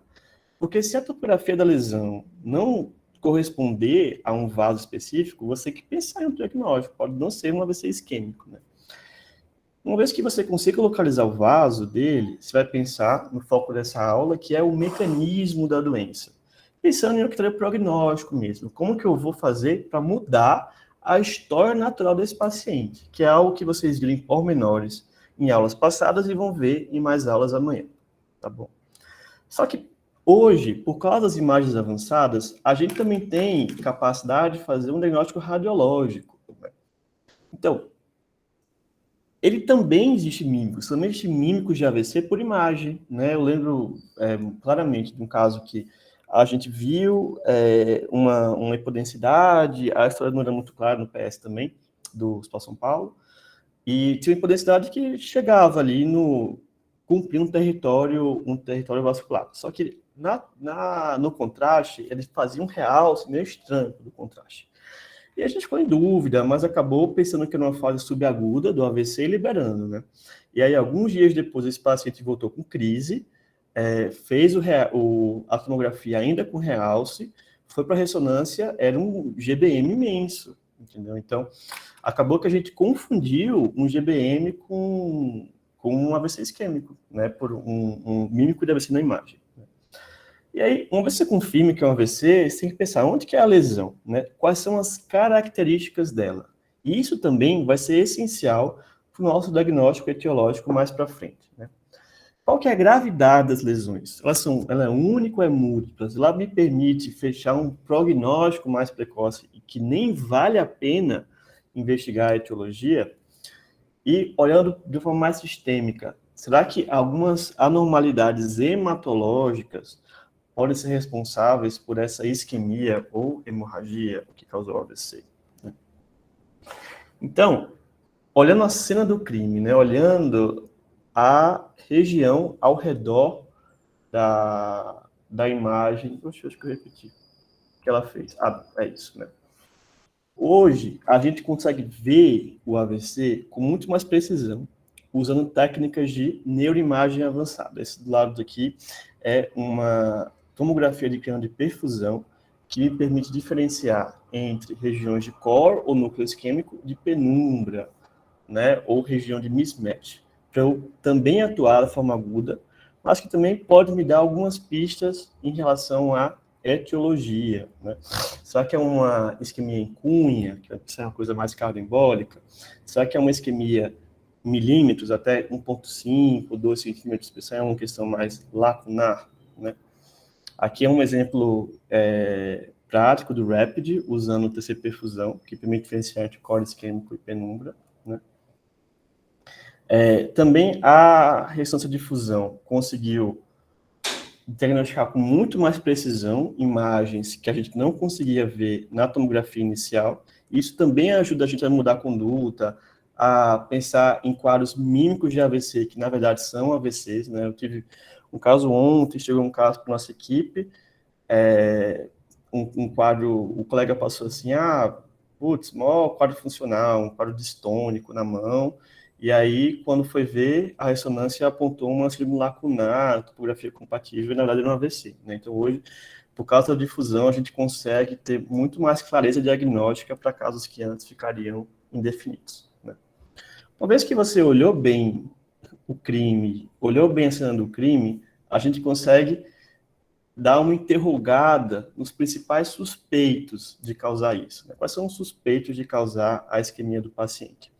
A gente tem, desde a década de 90, essa classificação clássica, que a gente usa até hoje, chamada TOAST, que diferencia as etiologias de AVC nessas quatro ou cinco classificações, né? Átrio de grandes vasos, cardioembólico, oclusão de pequenos vasos ou lacunar, outra etiologia determinada ou AVC de etiologia não determinada, seja porque mais de uma causa foi identificada, porque foi tudo negativo ou porque ela foi incompleta, tá bom? Uma coisa que o Toast trouxe de diferente em relação a outras classificações mais antigas é que ela faz uma hierarquia.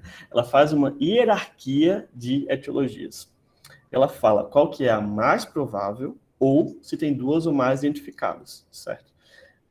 Dependendo do que você achar nesse caso. Então, ela fala assim, é provavelmente uma aterosclerótica, ou então é provavelmente uma cardioembólica.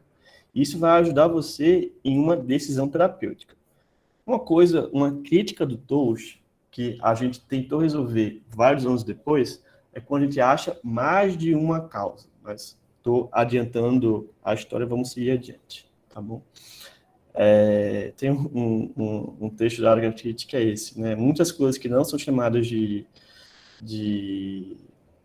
Nossa, gente, esqueci a palavra. Venenos podem matar um homem, né? Então, desde uma FA até uma estenose carotídea podem matar um homem. Doutor, com licença, é só clicar em ocultar. Clicar em ocultar, ela desaparece. É só clicar em ocultar. É verdade. É ocultado. Quando a gente vai ver em termos de frequência, né, a maior parte dos AVCs, mesmo com investigação completa, não vão achar uma etiologia definida, né? Então, 30% deles vão ter sem etiologia. 22% vão ser átrio de grandes vasos, 21% cardioembólicos, né, 10% lacunares, 6% outras causas. Isso é uma coisa que eu sempre falo para os pacientes. A gente vai procurar a locação do trombo, vai procurar o seu culpado, mas nem sempre vai achar. Às vezes, quem vai ficar sem solução. Mas isso não necessariamente é uma coisa ruim, porque esse grupo de pacientes, essa coorte de pacientes que não acha uma etiologia, vai ter menos chances de recorrer do AVC, tá bom?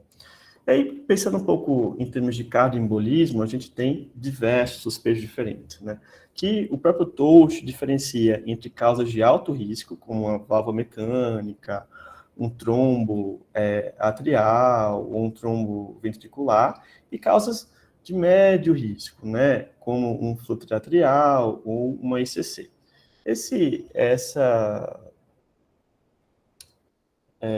Cadê?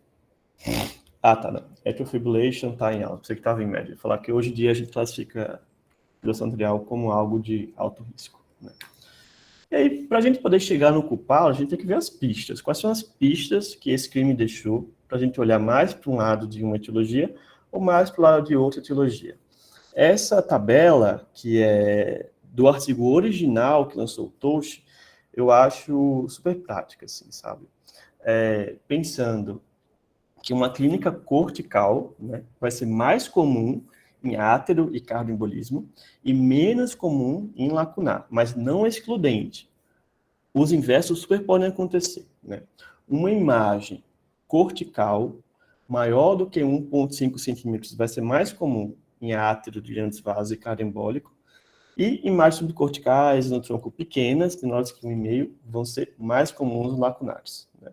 E lógico, atos de grandes vasos vai ter uma estenose, que é o que define a etiologia em um grande vaso craniano. A cardioembólica, você vai achar uma dessas regiões, um desses acometimentos de cardioembólicos, né? E lógico, se for alguma outra causa específica, uma dissecção, uma trombofilia, vão ser positivos em outros testes, tá bom? Lógico, essa tabela é super importante, a gente usa esses conceitos até hoje, mas eles não são fincados em pedra. Vou dar alguns exemplos para vocês. Deixa eu ver se eu preciso falar agora, acho que não. Existem pacientes que têm sintomas corticais e vão ter infartos lacunares. Existem pacientes que vão ter estenoses em grandes vasos extracranianos que não são culpados, né? Pode ter sido outra causa que causou isso. Então, a gente hoje olha isso com um pouco mais de crítica, né? Quais são as grandes críticas do TOSH? Primeiro, que nem sempre os investigadores vão concordar em relação a essa classificação.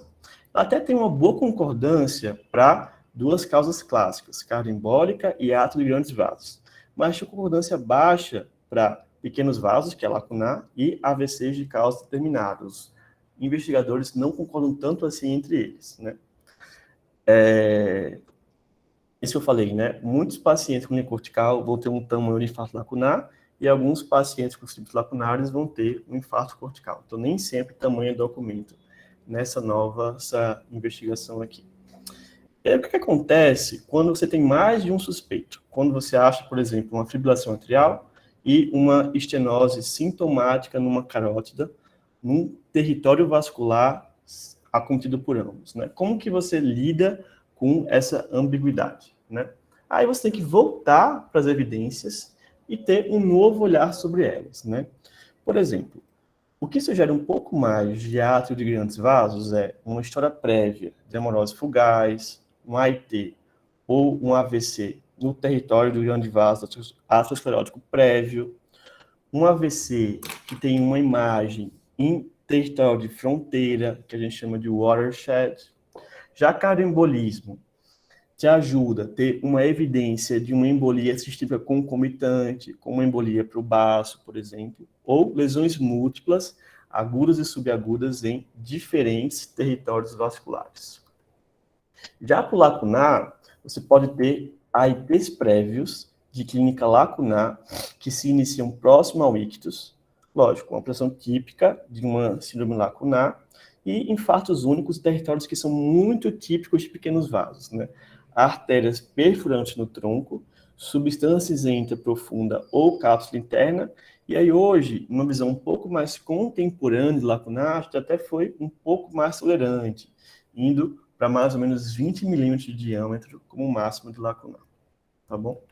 Para a gente poder trabalhar com esses múltiplos suspeitos, foi feita essa classificação chamada SSS-TOSH, que te ajuda a categorizar, né, a quantificar a probabilidade de cada um desses suspeitos ser, de fato, o responsável pelo crime, pelo AVC que o nosso paciente teve. Você tem um site, o site de Harvard, que você consegue colocar as características dos exames clínicos e imaginológicos, e ele responde para você com uma tabela assim, mostrando quais são os subtipos de AVCs que são evidentes, prováveis e possíveis, e colocando esse gráfico em pizza, que mostra o que é mais provável, o que é médio provável, o que é pouco provável, para te ajudar em qual conduta você vai tomar, para onde você vai mirar sua linha de investigação, tá bom? E algumas pérolas de casos incomuns que podem apontar para uma etiologia específica. Tem um tipo de AIT que parece muito crise, que chama Limb Shaking TIA, né? Limb Shaking AIT, em que vai ter uma bala de um membro, sempre sintomático daquele, estereotipado daquela região, e é muito sugestivo de uma oclusão carotídea contralateral. Tem um outro tipo em que o paciente começa com uma clínica muito grande, muito florida, um NIH muito alto, e de repente, rapidamente reduz essa clínica e melhora, e fica só com um déficit pequeno. Que isso acontece quando um trombo cardioembólico ocorre primeiro num grande vaso, em geral, a carótida interna, e aí ele passa para um vaso menor e fica ali. A gente chama isso de Spectacular Shrinking Deficit. E tem uma outra, que são, assim, sintomas lacunares, né, capsulares, que eles chamam de Stuttering Lacunar Syndrome. Então, ele começa a ter sintomas de cápsula interna mesmo, antes, e aí fica depois de vez. Então, ele começa a ficar fraco de um lado, tipo uma hemiplegia esquerda e melhora. Aí depois fica um pouco mais fraco, aí melhora. Depois fica fraco de vez. É o contrário do Spectacular Shrinking Deficit, né? Que também é muito típico de infartos lacunares, né? Então, o que é importante em relação à investigação em etiologia? Duvide do diagnóstico. Às vezes não é um AVC, né? Investigue adequadamente, mesmo os síndromes lacunares. Então, existem quadros que são tipicamente lacunares. Quando você vai ver, você acha outra etiologia. E saiba o que fazer quando você encontra causas simultâneas, mais de um suspeito para esse crime, né? Edgar Allan Poe fala que ele tem muita fé em idiotas e que os amigos dele chamam essas pessoas de autoconfiantes. Então, duvide e faça o trabalho melhor.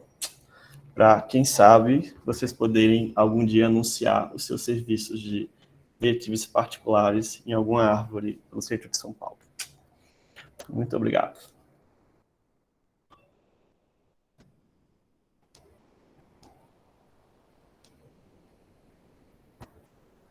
Adorei a aula.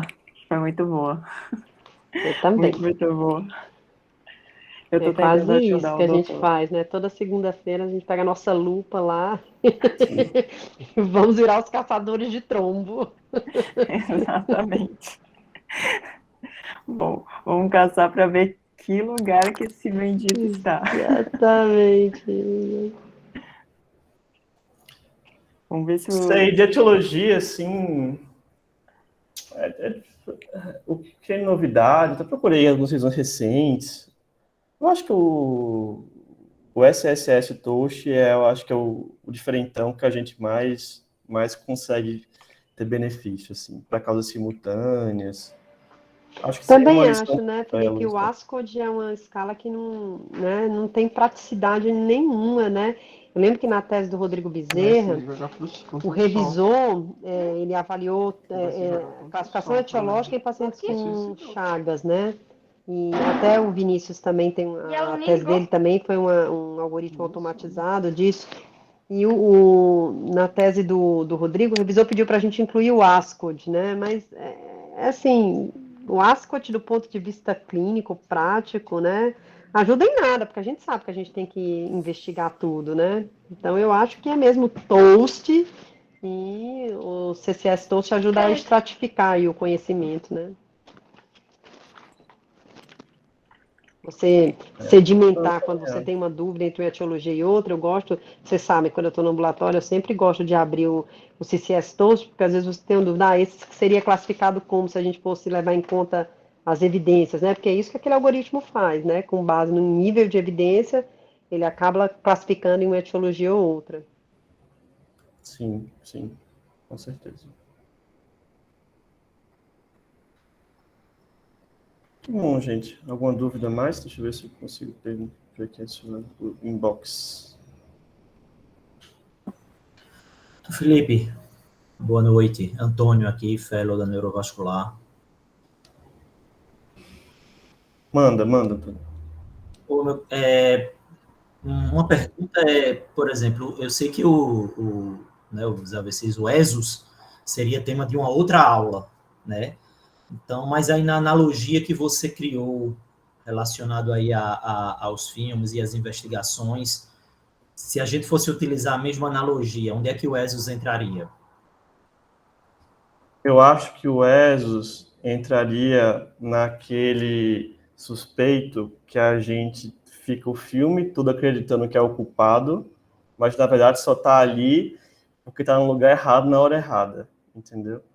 Só tá ali atrapalhando. Só está ali atrapalhando, né? A gente, enfim, depois desse monte de trabalho negativo de ESOS, eu acho que não é uma boa definição para mudar a história natural. Tanto é que os trabalhos novos que estão vendo essa entidade, eles mudaram o conceito, né? Eles colocaram outros fatores que vão tentar tornar esse paciente com maior risco embólico. Então, um aumento de ato esquerdo, um apêndice atrial, etc, etc.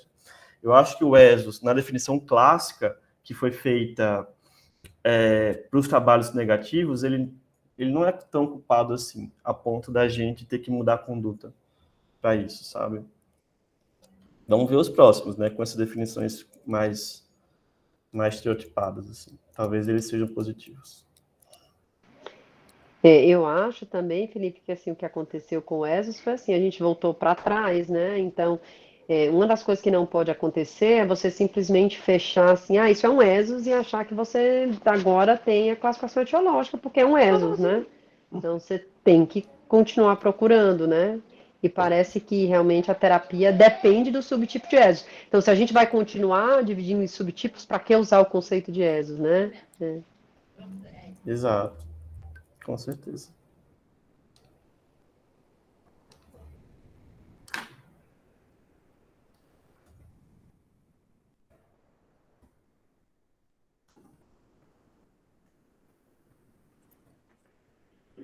O Dr. Raul está tentando. Agora a gente vai tentar entrar pelo celular e pelo computador, que aí ele usa o celular para ir falando, tá bom?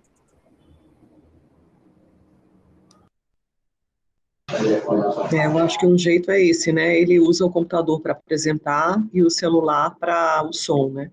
Deixa o som do computador fechado. Ou se ele quiser, ele manda a apresentação, né? E a gente Ou passa. é.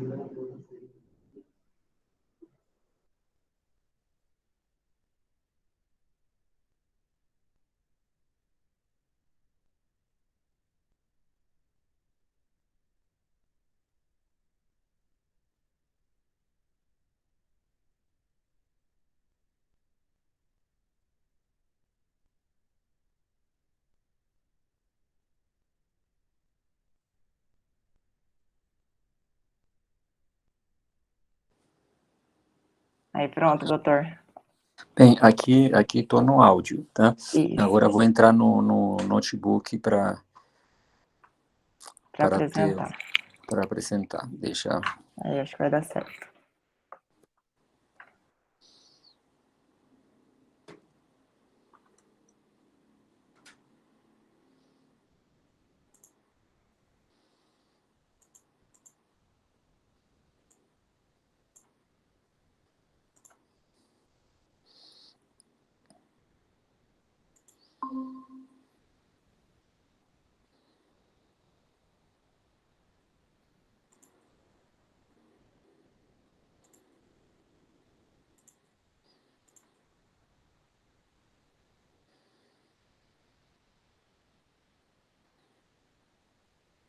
Pronto.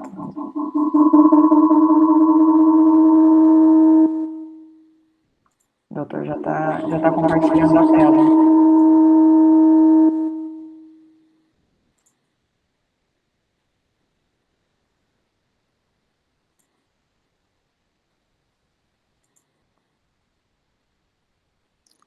Pronto, entrou a aula, doutor.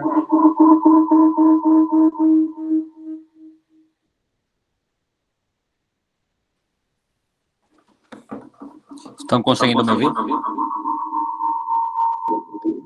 Tenta fechar agora o som do computador, eu acho, né?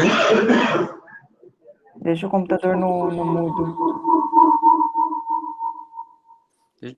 Deixa eu ver se eu fecho o áudio.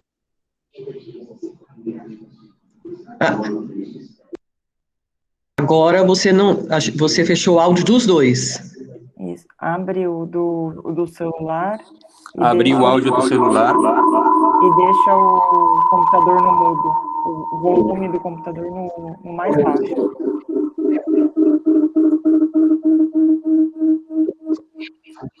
Raul, tenta abrir o outro. Tenta abrir o som do computador para ver se funciona. Tá. Só um pouquinho.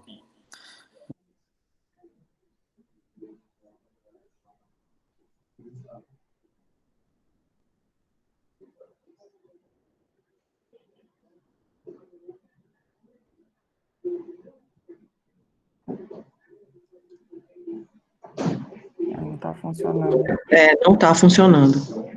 É um negócio, né? E fica um eco.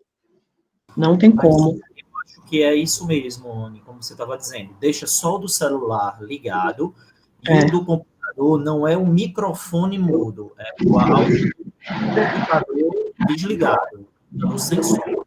Porque ele está falando no celular, está batendo o som dele está saindo pelo computador e está fazendo eco. Então, o som do computador tem que estar no mudo, não é só o microfone desligado do computador.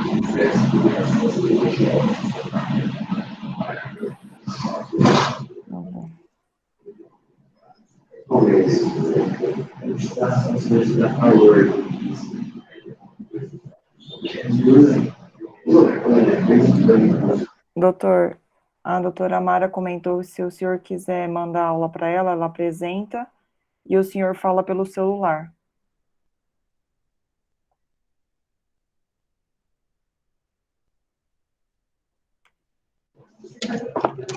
Não quero não, filho. Não quero não. Não quero.